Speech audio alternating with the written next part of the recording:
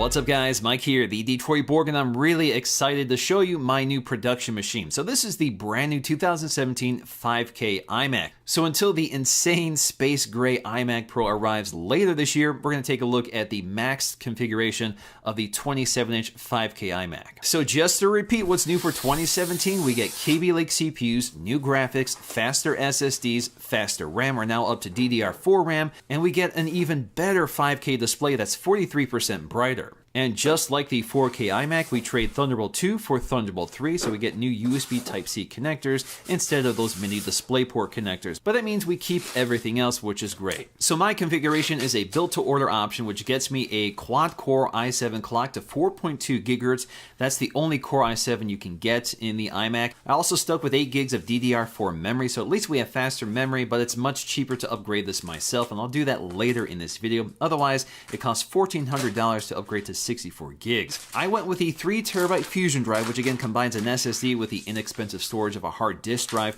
I just need more onboard storage, so I choose that most of the time. But of course, if you want the fastest drive, go for one of the SSDs, but it does get quite expensive. So the 2TB SSD costs an additional $1,300 over the 3TB Fusion drive. Although you don't need the Core i7 to get it, we also get the Radeon Pro 580 GPU with 8 gigs of video memory. That's a really impressive video card, and we're going to take a look at the performance later in the benchmarks. When it comes to the included accessories, the first thing we have here is the power cable, which is nestled in one of the styrofoam blocks. We also have the accessory box, which you can configure to other Magic accessories, but I just went with the default configuration, which gets me a Magic keyboard and a Magic mouse too. I've done reviews on these previously, and I'll leave that linked in the description below. Now, underneath the paperwork, we'll find a lightning cable for recharging those accessories, and the paperwork itself is pretty familiar. We have a quick start guide, regulatory and warranty information, a set of white Apple stickers, and a microfiber cleaning cloth. So when it comes to upgrading the RAM, they make it pretty simple. You just need to lay the iMac flat and make sure the glass is protected when you're doing this.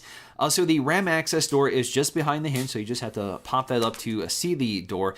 Now to release that door, all I have to do is press a button that's hidden within the power connector. This will release the panel, and you just pry it off. Now inside the panel, you'll see some instructions on how to remove or install the RAM, and you'll actually see that the panel itself is surrounded by friction fittings that prevent it from rattling when it's installed. So this is the first time an iMac gets DDR4 RAM, so the upgrade kits are a little more expensive than they were. So in my case, I bought two 32 gig kits to max it out to 64 gigs. So for 2 kits, it was about $500, which is still less than half the cost that Apple would charge. And if you want to buy one of these kits, I'll leave it linked in the description below. So to remove the old RAM, all we have to do is spread the clips apart and the tray will spring forward. Then we can go ahead and remove the 4 gig sticks. Once that's done, all we have to do is slot the new RAM in place, making sure that the pins are lined up correctly and seated. So you just want to make sure you hear a click and it bottoms out properly. Once you get all 4 RAM sticks installed, you can push the tray back down, it snaps into place, and then we can go ahead and reinstall the RAM door.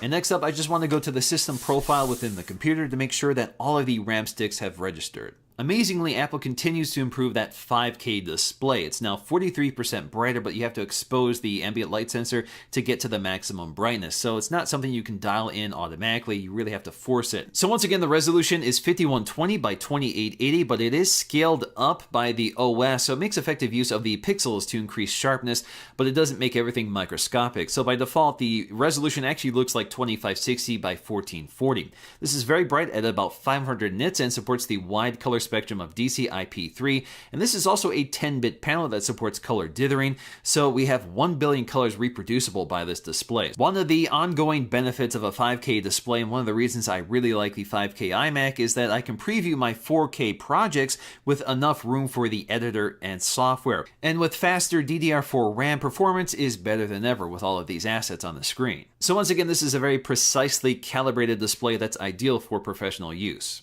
Just like all of the other new Macs this year, it seems they've tweaked the anti-reflective coating on the display, so it seems to be a bit more effective.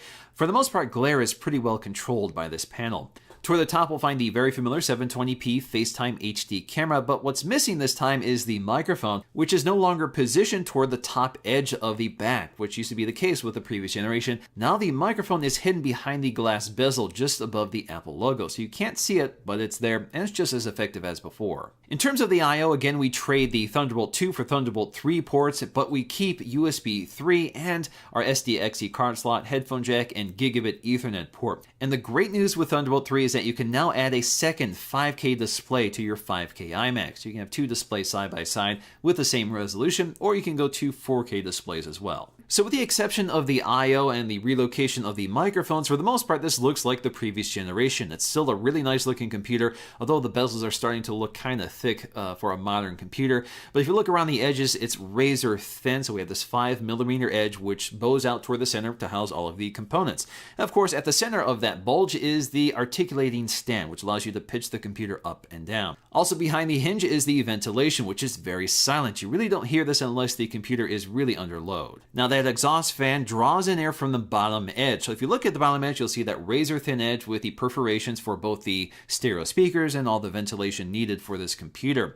Now the speakers sound fantastic. Once again, this is something they're really good at. I find no need to add my own speakers to this setup. If I need to monitor audio, I just use headphones, but I'm really impressed by the quality of these speakers, and that's really unchanged with this generation as well. Once again, that big black plastic Apple logo in the back isn't just cosmetic, it's actually part of the radio transparency needed for the Wi-Fi and the new Bluetooth 4.2 radio to work through this metal shell. So when it comes to our synthetic benchmarks, we're not seeing huge gains from the previous generation. So again, we go from a 4 GHz to a 4.2 GHz CPU. So that single core score is jumped from 5200 to around 5500. The multi-core score is a little more significant. We've added over 1,000 points to the multi-core score from the previous model. In terms of graphics performance, we trade the Radeon R9 with 5 gigs of RAM to the Radeon Pro 580 with 8 gigs of RAM, and that added 20 frames per second to our OpenGL score and brought our CPU score from 822 to 900. So those are pretty big jumps. Something that's more significant is the read and write speed of the Fusion drive, which has gone up quite a bit. So in terms of read speed, we go from about 1700 to around 2500. In terms of the write speed, it's doubled to about 800. So for me, I think the biggest update for this generation really is the pricing. So I think you get a lot more for the money than you did before. I remember when this configuration used to cost well over $3,000. Now it's around $2,600, $2,700. So I think the value you're getting with the latest iMacs has improved significantly. So you get all of the latest 2017 specs and I/O and an incredible 5K display, which is unrivaled by any other all-in-one. So when it comes to tech, this is one of my favorite items. This is what I use to create my business. This is what I use day to day. This is what I spend the most time with. And if you want to see this one compared to the iMac Pro, make sure you stay tuned for that video. And if you guys enjoyed this one, please let me know with a like, and I'll see you again in my next video.